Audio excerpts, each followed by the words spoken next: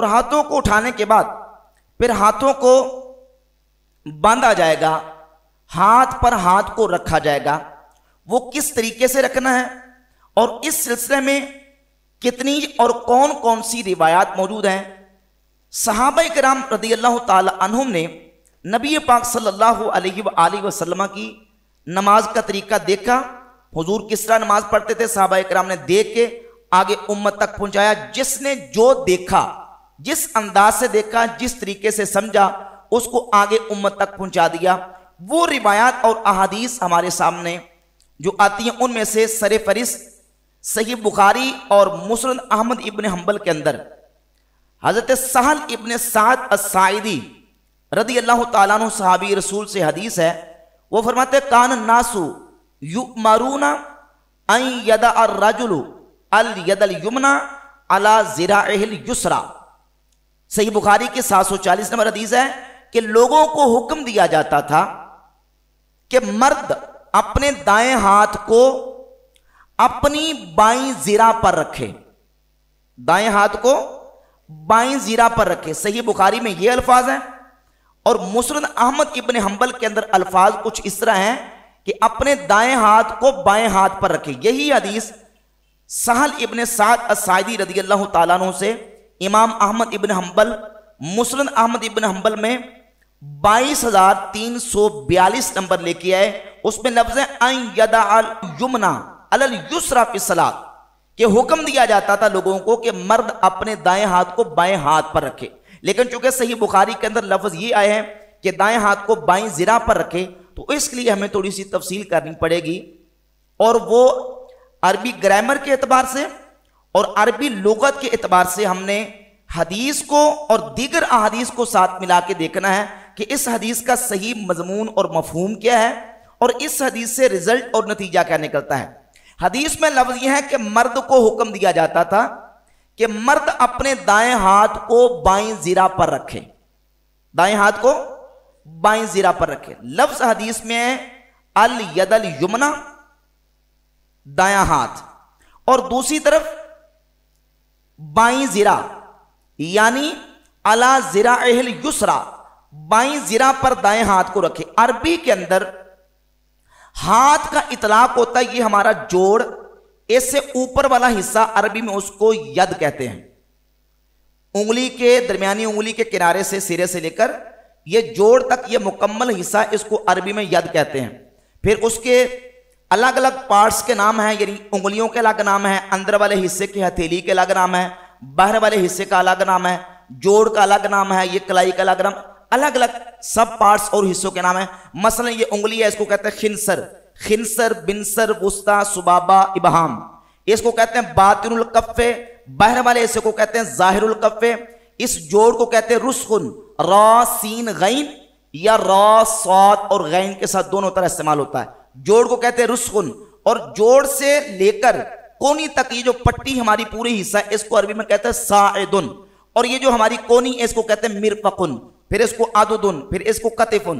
तो ये अलग अलग पार्ट्स के नाम हैं।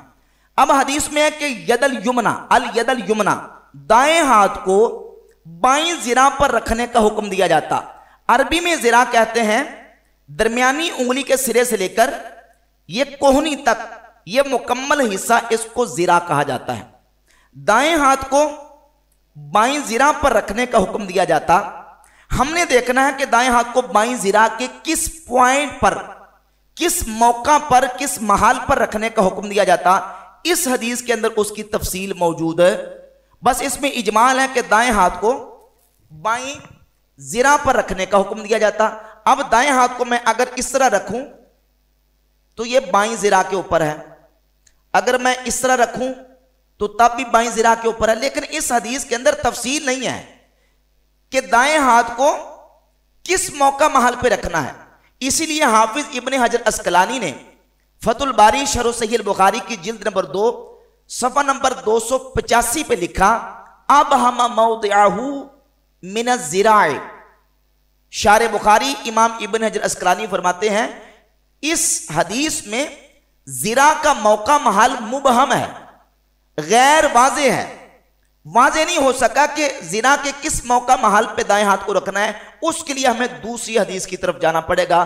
तो इस सिलसिला में दूसरी हदीस सैयदना वाइल इब्ने हुजर रदियल्लाहु ताला अन्हु से सही इब्ने खुजामा के अंदर 480 नंबर सही सनद के साथ मौजूद है, और यही रिवायत दीगर और किताबों के अंदर मौजूद है। सैयदना वाइल इब्ने हुजर रदियल्लाहु ताला अन्हु फरमाते हैं, मैंने नबी पाक सल्लल्लाहु अलैहि वसल्लम को नमाज पढ़ते देखा तो आप अलैहिस्सलातु वस्सलाम ने अपना दायां हाथ वदा यदल युमना अला ज़हर कफ़िल युसरा व रुस्खे व साइदे, आप अलैहिस्सलातु वस्सलाम ने अपने दाएं हाथ को बाएं हाथ की हथेली की पुष्ट पर, जोड़ पर और कलाई पर रखा।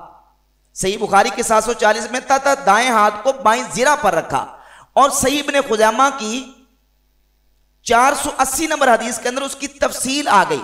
उस मुबहम और मुजमल हदीस की तफसील इस हदीस के अंदर आ गई कि दाएं हाथ को बाएं जिरा के इस पॉइंट पे रखा कि नबी अलैहिस्सलातु वस्सलाम का हाथ बाएं हाथ की हथेली की पुष्ट पर, अला ज़हर कफ़िल युसरा, ज़हर कहते हैं पुष्ट को और कफ कहते हैं हथेली को। मैंने पहले अर्ज किया कि अरबी में हथेली को कहते हैं कफ़ुन, ये अंदर वाला हिस्सा बातिनुल कफ और बाहर वाला हिस्सा ज़ाहिरुल कफ। तो हुजूर ने दाएं हाथ को बाएं हाथ की हथेली की पुष्ट पर व रुस्खे और जोड़ पर व साइदे और कलाई पर इस तरह नबी सल्लल्लाहु अलैहि वसल्लम ने रखा।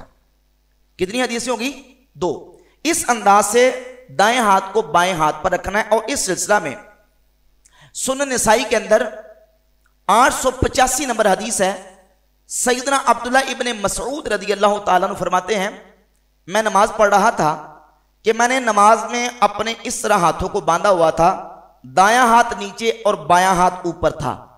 नबी पाक सल्लल्लाहु अलैहि वसल्लम तशरीफ लाए तो हुजूर ने मुझे इस तरह नमाज पढ़ते देखा तो आप अलैहिस्सलातु वस्सलाम ने मेरा दायां हाथ निकाल के बाएं हाथ के ऊपर रख दिया।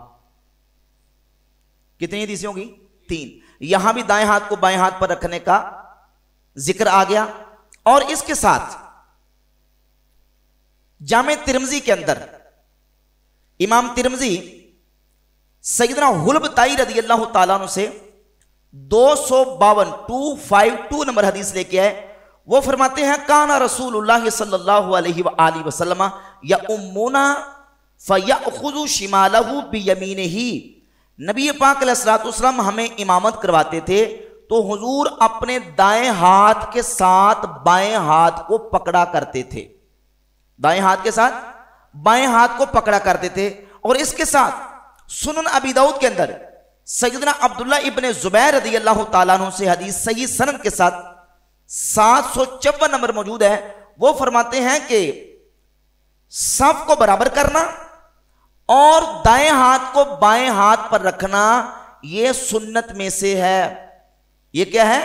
सुन्नत में से है। इसके साथ अहादीस को जब हम लेते हैं तो सैयदना अब्दुल्लाह इब्ने अब्बास रदियल्लाहु ताला अन्हुमा से सही इब्ने हिब्बान में 1770 नंबर सही हदीस मौजूद है।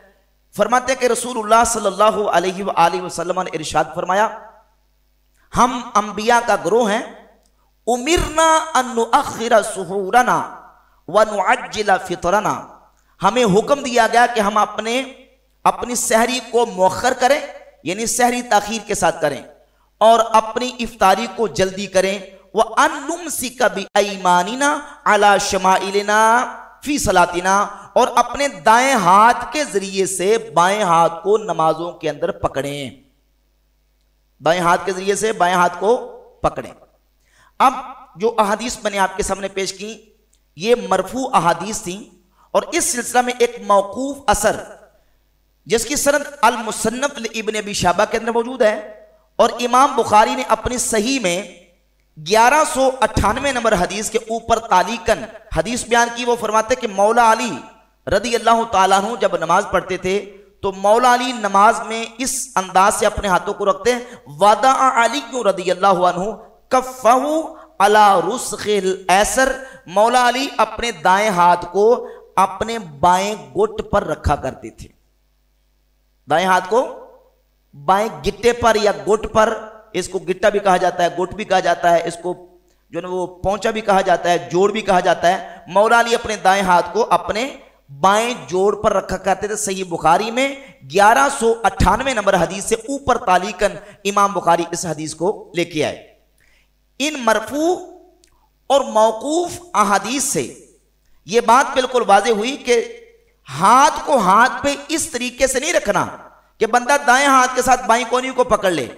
किसी दुनिया की सही तो कुजा किसी ज़ईफ हदीस के अंदर भी इसका तज़किरा मौजूद नहीं है कि दाएं हाथ को इस तरह बाईं कोनी पे रख ले या इस तरह बाईं कोनी को इस तरीके से पकड़ ले, कोई हदीस नहीं है। हदीस क्या कहती है और उन अहादीस का सही फाहम क्या है और उन तमाम अहादीस में जमो तत्बीक करके नतीजा और रिजल्ट क्या निकलता है, वो ये है कि दाएं हाथ को इस तरह बाएं हाथ के इस हिस्से पर रखा जाए कि कुछ हिस्सा बाईं हथेली की पुष्ट पर आ जाए, कुछ जोड़ पर आ जाए और कुछ हिस्सा कलाई पर आ जाए और उसमें पकड़ना भी पाया जाए और उसमें रखना भी पाया जाए।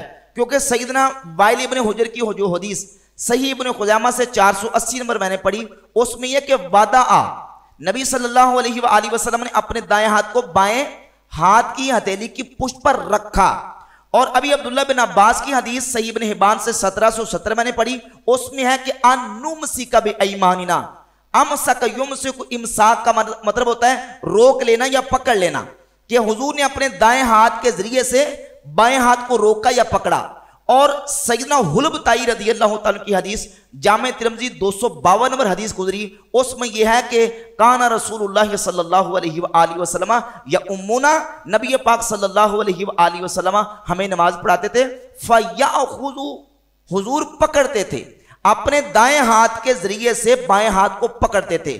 तो हदीस में आखाजा याखुज़ु अखज़न, अमसक युमसिकु इमसाकन और वादा यदाउ वदअन, रखना पकड़ना और रोकना, ये तमाम अल्फाज मौजूद हैं। और अहादीस से मरफूआ और मौला अली का जो असर है वो उसकी रोशनी में मसला बिल्कुल वाज़ेह हो जाता है। और इमाम आज़म अबू हनीफा रहमतुल्लाह ताला अलैह ने इन हदीस को जमा तत्बीक करके जो मसला बयान किया है वो यही है कि नमाज में हाथों को इस तरीके से पकड़ा और रखा जाए कि पकड़ना भी पाया जाए और रखना भी पाया जाए। तो वो तरीका ये होगा कि इस अंगूठे और इस छिंगली के साथ ये जोड़ के ऊपर इस तरह हल्का बना लें और ये 3 उंगलियां इस तरह कलाई पे आ जाएं और ये जो हिस्सा है हथेली, ये दाएं हाथ की हथेली बाएं हाथ की हथेली की पुष्ट पर इस तरह आ जाए। और इस तरीके से जब हम हाथों को पकड़ेंगे तो इन तमाम अहादीस पर अल्हम्दुलिल्लाह रब्बिल आलमीन अमल हो जाएगा। अब ये देखें, ये तरीका है अहादीस से मसाइल को अख्ज़ करने का। होता यह है कि वो पंजाबी में कहते हैं पाना पड़ी ते वक्त नू फड़ी। होता यह है कि वो एक बात पकड़ लेते हैं, एक पकड़ ली, एक हदीस ले ली और लोगों को डंडोरा पीटना शुरू कर दिए। देखिए हदीस में ये लिखा है और आप ये कर रहे हैं। हदीस में तो लिखा दाएं हाथ को बाईं जिरा पर रखने का हुक्म दिया जाता और आप इस तरीके से रखते हैं। भैया आपने एक हदीस पढ़ी हुई है और अल्लाह के फजल व करम से हमने दर्जनों हदीस पढ़ी हुई है। हमारे इमाम ने ये तमाम अहादीस और रिवायत पढ़ के उसका नतीजा और रिजल्ट निकाला है। और वो रिजल्ट ये है कि अगर हम इस तरीके से हाथों को पकड़ के और हाथों को रखते हैं तो फिर इन तमाम अहादीस पर अल्लाह के फजल व करम से अमल हो जाता है।